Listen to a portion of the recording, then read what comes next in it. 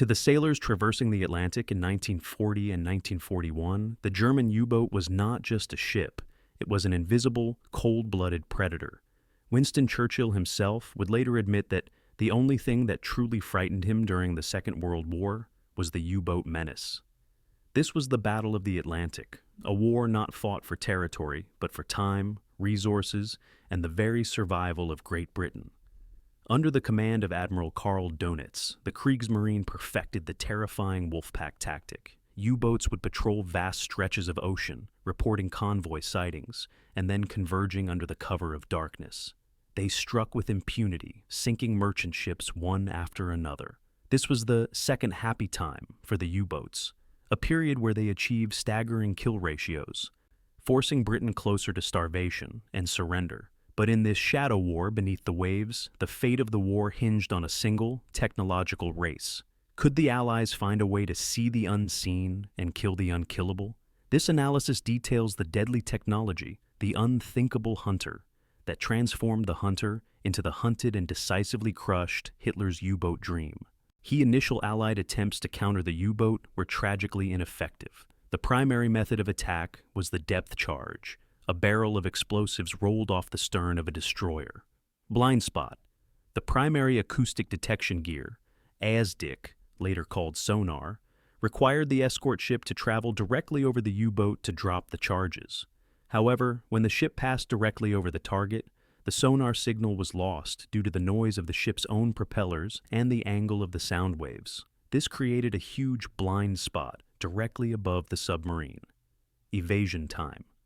In the moment the escort ship lost contact, the U-boat had several precious seconds to execute evasive maneuvers, rendering the subsequent depth charge pattern ineffective.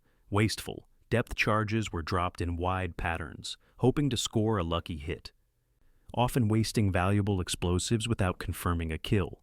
The U-boat captains knew these weaknesses intimately. They mocked the British for the dramatic but ineffective explosions of the depth charges, often listening to them detonate harmlessly far above or to the side of their pressure hull.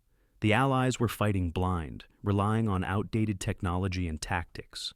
Before the technological solution arrived, the Allies gained a brief but crucial advantage through intelligence, the breaking of the German Enigma code at Bletchley Park, known as Ultra. The Ultra dilemma, Ultra allowed the Allies to read Admiral Dönitz's operational orders, giving them a predictive advantage. They knew where the U-boats were going to be. This was vital for rerouting convoys around the Wolfpacks, saving millions of tons of shipping. The tactical gap. However, Ultra did not help the escort commander on the scene, who was engaged in a tactical fight. Knowing a U-boat there was one thing. Actually finding and destroying it once it dived was another. The technological gap remained. Allied destroyers still needed a more effective, close-range killing weapon to turn the tide. The turning point was the development of more reliable and advanced sonar technology. The British and Americans invested heavily in refining the acoustics of ASDIC sonar. Increased sensitivity, new, more sensitive hydrophones, and better signal processing allowed escorts to detect U-boats at greater distances and maintain contact even through challenging sea conditions. Q. Attachments.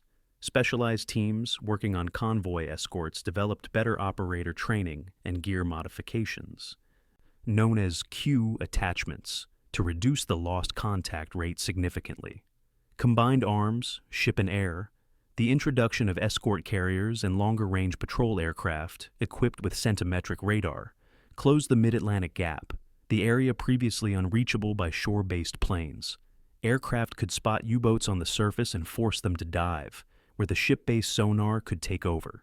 The U-boat, once safe on the surface at night, was now being tracked from the air, and once submerged, was being pursued by increasingly sophisticated acoustic gear. The net was closing. The true unthinkable hunter was a new anti-submarine mortar called the Hedgehog. This was the definitive technological fix for the blind spot problem. How the Hedgehog solved the blind spot. Ahead firing. Unlike the depth charge which rolled off the stern, the Hedgehog was fired from the bow of the ship, ahead of the escort. This meant the escort could fire the weapon while still maintaining continuous sonar contact with the U-boat. Salvo pattern. The Hedgehog fired a pattern of 24 small contact-fused bombs up to 200 yards ahead of the ship. contact fused. This was the critical difference. The bombs only detonated upon contact with the U-boat's hull. This feature had two immense benefits: efficiency, no more wasted explosions.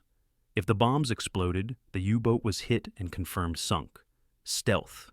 If the bombs missed, the U-boat would not hear the non-contact explosions, allowing the escort ship to immediately circle back and attempt another attack without the U-boat realizing it had just escaped a close call. The Hedgehog transformed the close-range battle.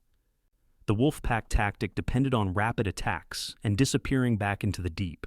Now, the escort could maintain constant contact, attack with precision, and confirm the kill, forcing the U-boat to face its hunter head-on. The culmination of these technological and tactical breakthroughs arrived in the spring of 1943, the turning point. By early 1943, nearly all Allied escort ships were equipped with improved sonar and the Hedgehog system. Convoys were heavily protected by combined air and sea hunting groups. The balance of power was shifting rapidly. Black May. The month of May 1943 became known as Black May for the German U-boat service. In that single month, the Kriegsmarine lost 43 U-boats to Allied action, an unsustainable attrition rate of 1 in 4 operational submarines. Simultaneously, Allied merchant shipping losses plummeted. Dönitz realized the situation was catastrophic. His highly trained crews were being wiped out faster than the yards could build new U-boats. On May 24, 1943, Dönitz was forced to issue the order to temporarily withdraw most U-boats from the North Atlantic, conceding a decisive victory to the Allied escort forces. The war for the sea lanes was over. The defeat of the U-boat menace was not achieved by one singular act of bravery, but by a perfect storm of technical intelligence and rapid innovation. The synergy of victory. The ultimate hunter was the synergy between ultra-intelligence, rerouting convoys to avoid the main threat, sonar-radar detection, finding and maintaining contact with the U-boat, Hedgehog annihilation, delivering a precise, deadly, and unavoidable kill shot. The Hedgehog's simple mechanical elegance solved a massive tactical problem and delivered the final, fatal blow to the Wolfpack.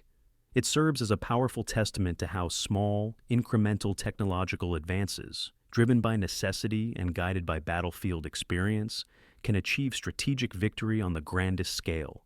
The U-boat war was won, but Hitler continued to pursue increasingly bizarre and complex weapons to regain the initiative.